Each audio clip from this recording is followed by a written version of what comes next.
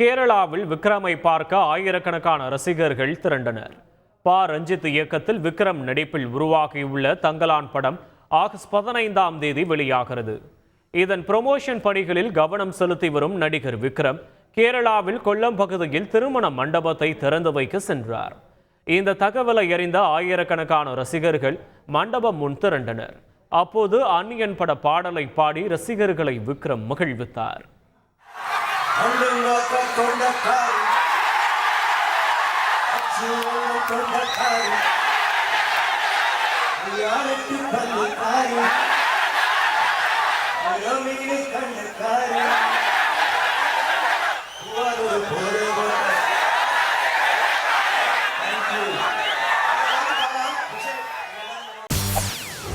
செய்திகளை உடனுக்குடன் தெரிந்து கொள்ள உடனே சப்ஸ்கிரைப் பண்ணுங்க.